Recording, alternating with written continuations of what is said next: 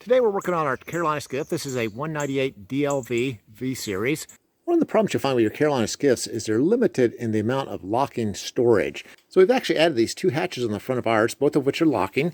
The front one is a fish box or a box for scuba gear or whatnot, and very large.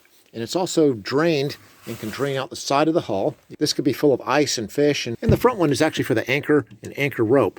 And there's a spot down there where you can tie the rope at the very bottom. So we've actually made two videos. One is to replace the rotten wood in the complete front deck.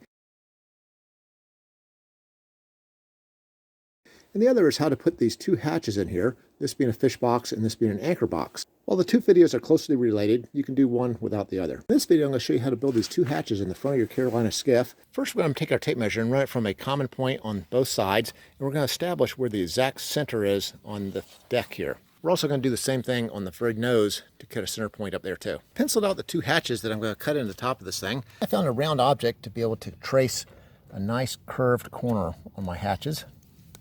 I hope you can see it there through the video. I made my hatches 22 inches wide, and I actually left 4 inches between my two hatches. I'm going to use this diamond tip tile blade to cut most of the straight lines. The reason I'm going to use it is because I think I'll have a less chance of chipping the edge as I'm cutting the straight lines. Well, I think I'm going to have to use my reciprocating saw to actually do the rounded corners. And of course, I'm going to use my goggles and my respirator mask.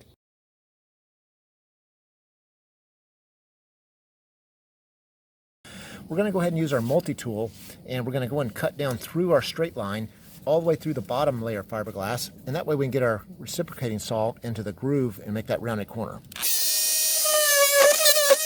Now we're able to take our reciprocating saw and stick it right down through both layers of the fiberglass, and I'll be able to cut this nice round edge.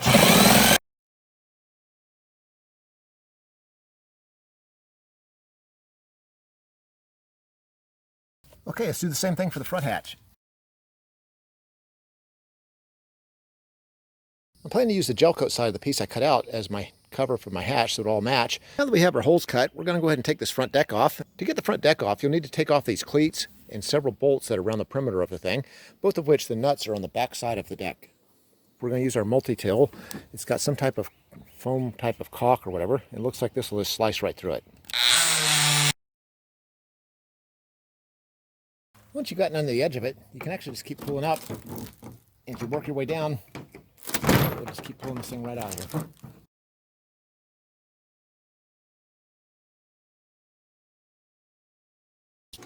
Hey, we'll be back in a little over 60 seconds, and we're going to pause real quick to see if you need any eternal repair. You might say, eternal repair? What's that? Well, hey, consider your whole life. In all your life, have you ever told a lie before? I have, and I'm sure you have too. We all have. Also consider, have you ever stolen something, even no matter how small it was? I'm sure you have, and I have too. The whole point of where I'm going with this is those two rules, lying and stealing, those are two of the 10 commandments in the Bible, which define what sin is. So if you've broken even one of those rules, no matter how small it was, that means you've sinned, and we all have. The punishment for sin is going to hell, or eternal separation from God. The good news is Jesus Christ came to this earth. He didn't lie, he didn't steal, he didn't do all these crazy stuff that you and I've done. He was totally without sin. He was sacrificed on the cross for my personal sin and yours. He went to the grave. 3 days later, he defeated death, and now he sits beside the Father in heaven. The whole point of why he had to take that punishment on the cross was he was taking the punishment for your sin and for my sin. But it can only be accounted to you if through faith you believe in who he was, what he did, you submit to him as your Lord, and you repent. And when you do that, you can have eternal habitation with Jesus and the rest of the saints for eternity in heaven. You might be saying to yourself, hey, I'm a good person. Surely God wouldn't send me to hell for all the nice things I've done for people. But the truth of the matter is the Bible says, by grace you've been saved through faith, and that not of yourselves. It's a gift of God, not of works, lest any man or woman should boast. There is no amount of good work you can do to earn your righteousness before God. Only faith and trust in what Jesus has done for you on the cross. Hey, let's get back to our video, and I'll have a little more information on the eternal portion of this at the end of the video.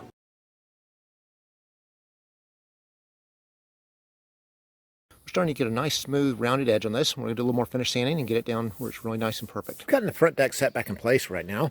We went ahead and stuck some screwdrivers through some of the bolt holes to make sure it's in proper positioning. And what we're going to do next is we're going to trace out this piece of wood that's going to go underneath here for the side of our bait well and anchor box. So to be able to do this, we've actually ran a tape all the way up to the front there. We're going to take measurements every 4 inches as we come across here. For instance, at the 8-inch mark, we have 17.5 inches. When we go up to the 12, we actually have 16 inches. When we go up to the 16, we have 16 inches. And when we go up to the 20, we have 15 inches. We'll go ahead and take these numbers and put them onto a line right here. And then we're going to transcribe this onto a piece of plywood. Well, my piece of plywood, I've actually marked every 4 inches across the top of it. Now for my chart I made, I'll go to, like, say, the 4-inch mark, and I'll pull my tape across, and I should have 17 inches. When I go to transcribe these numbers on the piece of plywood, I'm going to take 1 inch off of each one, because I plan to put a piece of 1 inch or 5/4 piece of pressure treated lumber across the top of this, to be able to have a little bit of a lip for my hatches to come down on top of. Okay, I've got it all traced out, so let's go ahead and cut it. A few adjustments you want to take a look at. There'll probably be 1 or 2 points along this curvature piece you cut that'll actually be touching the surface of the boat. So you can actually go to those points and just shave just a teeny bit of wood off to be able to drop the elevation of these sidewalls down. If you leave the partition wall elevated up just a slight bit, you'll probably find there's a gap along the front of your deck. If you attach a couple scrap pieces of wood just to be able to simulate the spacing for this back wall, you can actually see here a little bit better how this works when it pushes up against the back wall of this piece. Then I've gone through and marked on the sidewalls where I think that I want the overlay to come to when I put my cross members across here, which will hold the hatch up. And I've also done that for the center piece where I've gone through and I put the marks down there, so I kind of know where to space those out at also. We actually left a little opening up here in the very front, and that way the tail of the anchor can actually go up inside this. So let's give it a try, see if it works. Okay, the tail of the anchor actually goes right up in that little hole right there. And once in place, then it can fold down sideways. So, on this project, we're exclusively using ground contact lumber, which is available at Home Depot. We're using some 2-inch stainless steel screws to put this together. Here's what our finished product looks like. You can pause this anytime if you want to get some details. We owned the lumber for a couple years, so it's already pre-dried out, so I took it inside and it weighs 42 pounds. By the time we put the fiberglass in it, I imagine this whole project will be about 50 pounds. When we go and we put our fiberglass along the bottom of this partition wall, it's going to lock it all into place. I'm going to take my diamond edge wheel grinder, and I'm going to go ahead and rough up the gel coat down here in the bottom so I can put some fiberglass around the perimeter. We've got our fiberglass mat laid out now in all the bottom seams, and this is kind of what it looks like after it's already been fiberglassed in.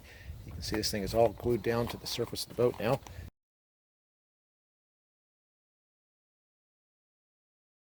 Now we're going to drill a couple guide holes for some screws to go down and hold this thing really tight here along this lip. And then we're going to use our countersink bit to kind of make it nice and flush. Okay, it's got that gap right there really tight now, so let's go ahead and put the screw in. And of course, we're using the stainless steel screws again. You can see how they pulled down really nice and flush. The next thing we've done is we actually went and got some nice stainless steel hinges off of eBay. And so we put those on the edge of our hatches. And then we also bought a couple of these locks that are flat surface keyed locks. And they have a lift up handle. And all you have to do is just drill a hole right through your hatch lid. And it screws on the back. And they have a thing that swings around. You can lock it. I've also put a little notch here in our front hatch. So whether it's the bow rope or the anchor, so you can shut the hatch with the rope going right down through it. And we've also drilled a hole down at the bottom. And you can also hook up a hose to that hole and actually drain the box throughout the side of the hull. Hey, as far as the eternal portion I was talking about, if you're not sure you know who God is, I encourage you to just to pray like this. Say, Lord Jesus, if you are real and you are out there, I pray you would reveal yourself to me in a tangible way. And when you make that prayer, he's going to answer it, and you will know he is real. At the point you know he is real and you're ready to accept him as your Lord and Savior, the gospel is so simple. All you have to do is just pray like this. Say, Lord Jesus, I recognize that you are the Son of God. You took the price for my personal sin on the cross. I surrender my will to your will as Lord of my life. I repent of my sin. Thank you for loving me, forgiving me, and accepting me into your eternal habitation. That's just how simple it is. But the catch is that just saying those words won't do anything for you, only unless the heart believes the words that you're speaking. For the Bible says in Romans 10:9, if you confess with your mouth Jesus Christ is Lord, which I just did, and you believe in your heart God raised him from the dead, you will be saved. Salvation only comes through faith and believing. Hey, if you get a chance, visit our website, eternalrepair.com, where we have a lot more information about your walk with Jesus Christ. That's eternalrepair.com. Thanks for watching.